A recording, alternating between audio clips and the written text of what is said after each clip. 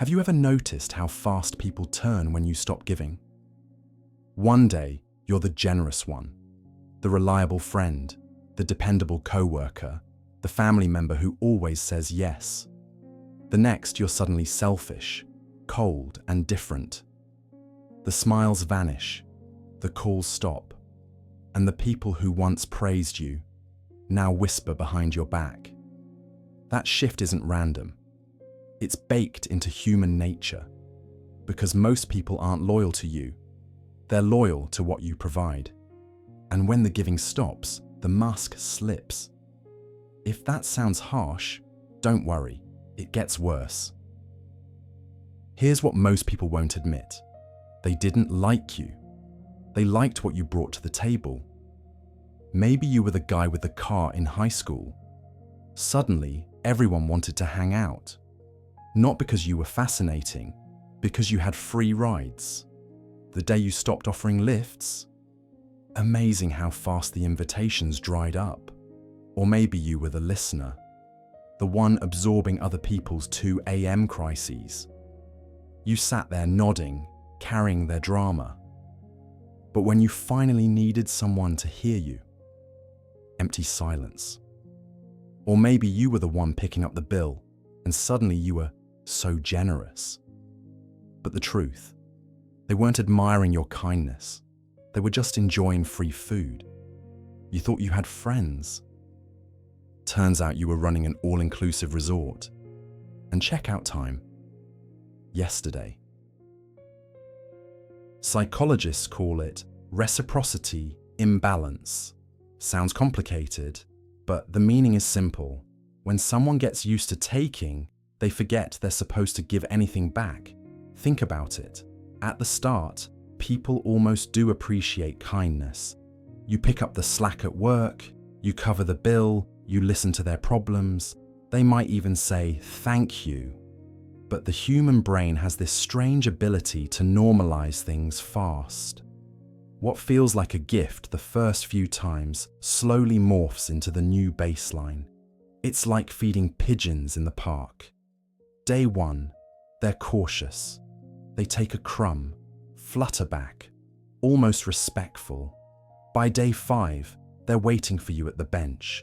By week 2, they're swarming the second they see you. And when the bread runs out, they don't just leave. They peck at your hands like you stole something from them. That's how people operate too. Generosity mutates into entitlement. Your kindness becomes their expectation.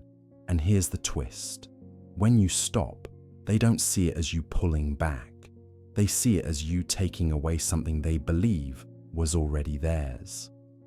This is why takers rarely see themselves as takers. If you ask them, they'll say they weren't using you. They were just accepting. In their minds, it was your role to provide, almost like you were born into the job of being their support system. And when you finally step down from that role, that's when the outrage starts. They don't thank you for years of support. They accuse you of changing. They paint you as selfish. You thought you were building relationships, but really, you'd been running a free buffet. And now the buffet is closed, which is why everyone's so angry.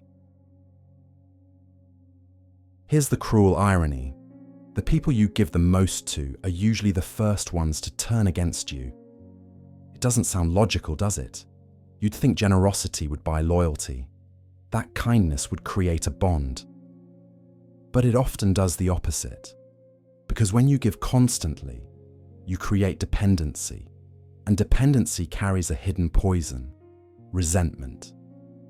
Every time you said yes, every time you stepped in to fix things, every time you carried someone else's weight, you thought you were building goodwill. What you were really building was quiet bitterness. Think about it. When someone leans on you too much, they're forced to face their own weakness. And no one likes to feel weak. It bruises their pride. It scratches at their ego. And instead of appreciating you, part of them starts resenting you for making their dependence so obvious.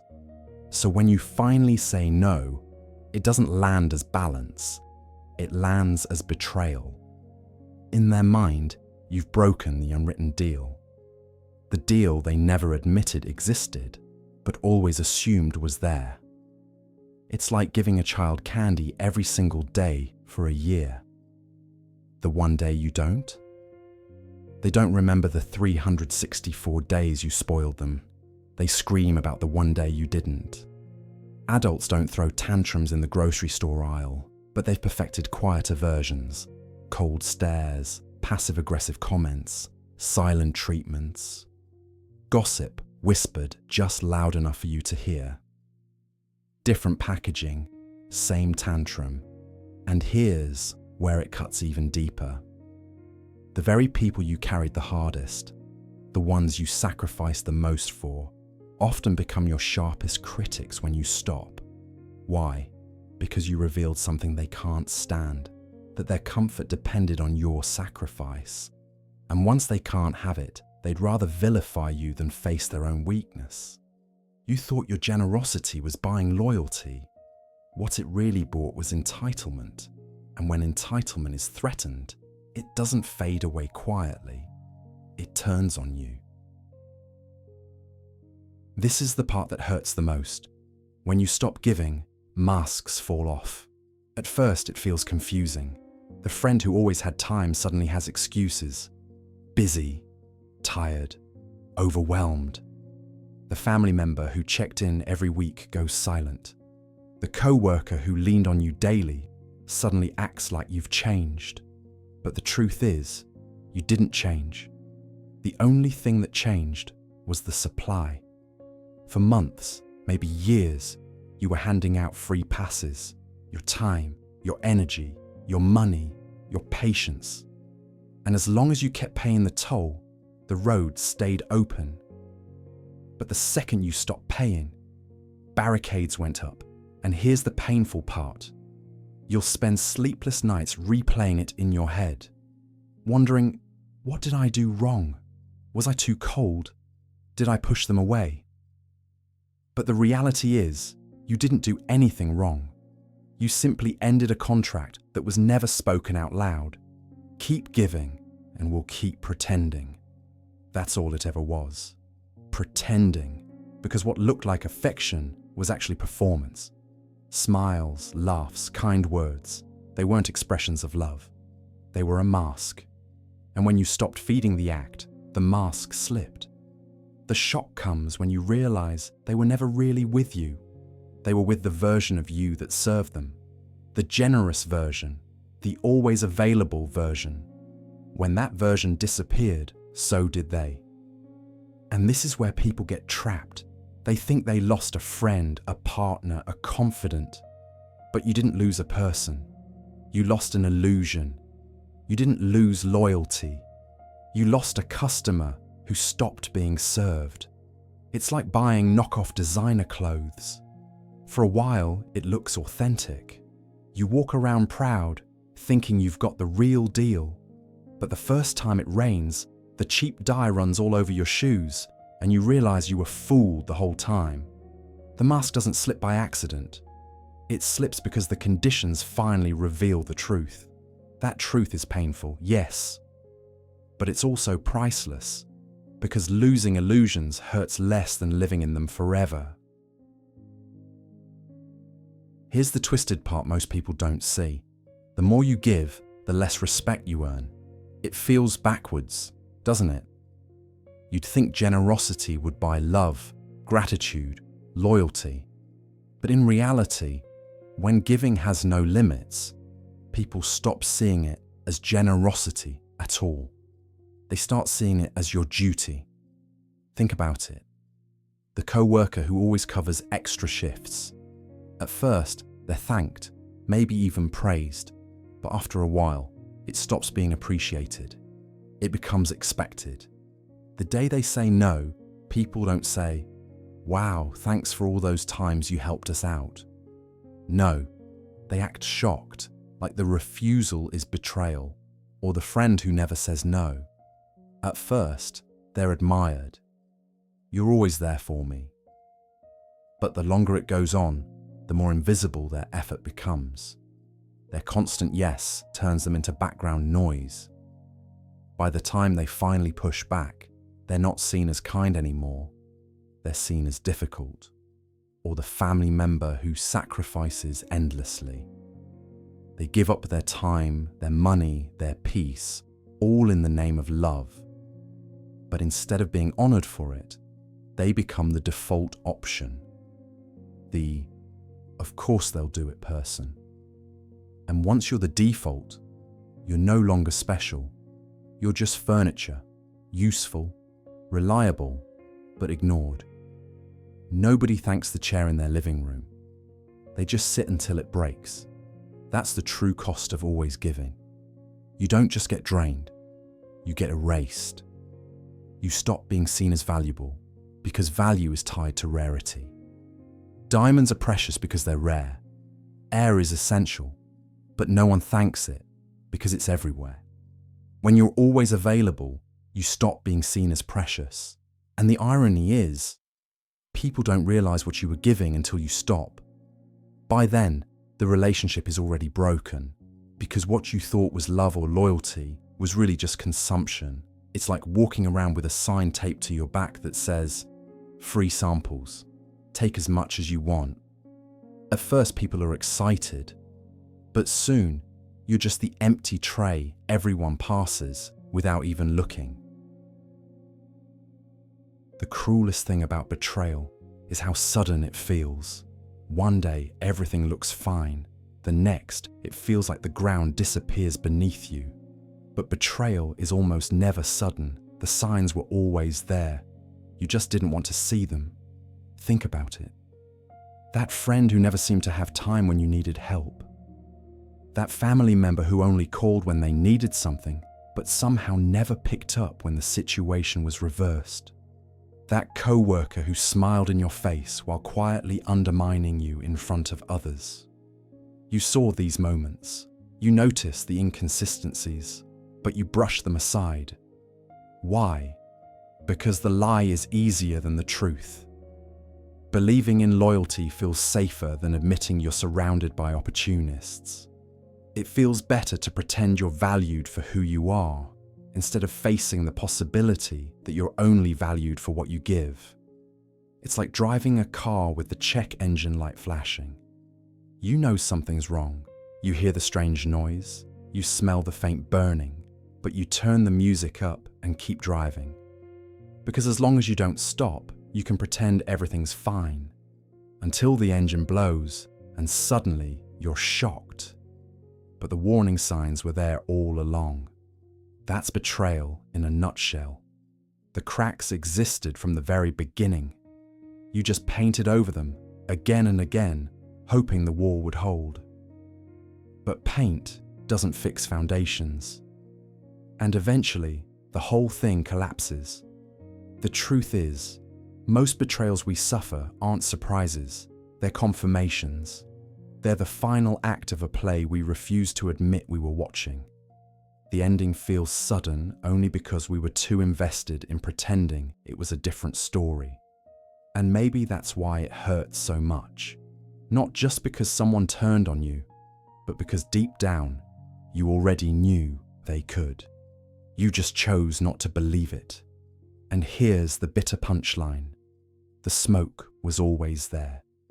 You were just too busy waving it away to see that the house was already on fire. Here's the strange gift in all of this. When they turn against you, they reveal themselves. It feels brutal in the moment. You'll replay conversations, wonder what you could have done differently, and maybe even blame yourself. But when the dust settles, you realize something important. Betrayal isn't just destruction. It's revelation. When people walk away the moment you stop giving, they're not betraying you. They're unmasking themselves. That's not loss. That's exposure. Think about it like this. Imagine you're in a dark room, surrounded by shadows. You can't tell who's real and who's not. Then suddenly the lights flicker on. Some people are still there, solid, steady. Others scatter, because they were never really with you. They were shadows, only present when the darkness let them hide. Yes, it hurts. There's no sugarcoating that. But pain has a purpose. Pain clears out the rot. Pain forces you to stop wasting your energy on people who never valued you. It's like surgery. It cuts deep. It leaves scars. But it removes the infection that would have killed you if left untreated. And once you see the truth, you stop bleeding for people who never cared. You stop fighting battles for those who wouldn't even show up to watch. That clarity is painful, but it's also liberating, because now you know who's real. The scar it leaves behind becomes your reminder. You survived. You saw what most people never want to see, and because of that, you'll never be fooled the same way again. It's like cleaning out your phone. Deleting numbers hurts. It feels final. But the next day, your battery suddenly lasts twice as long, and your notifications are actually from people who matter. What you thought was loss was really maintenance. When people turn against you, it isn't the end of the story. It's the end of their chapter in your life. And the truth is, the story gets a lot better once the wrong characters leave the page. So here's the truth you can't ignore. When you stop giving, they turn against you. And as harsh as it feels, that moment is one of the most valuable lessons life hands you. Because the ones who vanish when the benefits dry up were never yours in the first place. They weren't friends, partners, or allies. They were passengers, hitching a ride on your effort, your kindness, your generosity. And once the ride stopped, so did their presence. That's not betrayal. That's exposure. It's tempting to call it a loss, to mourn it like something valuable slipped through your fingers. But nothing valuable was lost. What slipped through was dead weight. Parasites. The illusion that loyalty can be bought with endless sacrifice. The people who remain, the rare few who stand with you even when you have nothing left to give, they're the ones who matter. They're the ones you can build with, trust, and actually call your circle. And the truth is, it doesn't take many. A handful of real ones are worth more than 100 pretenders. The rest? Let them go. Stop trying to resuscitate one-sided connections. Stop begging for respect in places that only drained you. Stop giving oxygen to fires that only ever burned you. Because once you stop confusing consumption for connection, once you see who actually shows up when there's nothing left to take, you'll never waste yourself again. The pain of exposure eventually fades, but the clarity it leaves behind, that lasts forever. And that clarity is freedom. Freedom from illusions, freedom from parasites, freedom to finally invest in people and in yourself without bleeding out for the fake. So remember this, betrayal doesn't end you. It introduces you to the truth. And once you've seen the truth, you'll never again mistake a leech for a friend.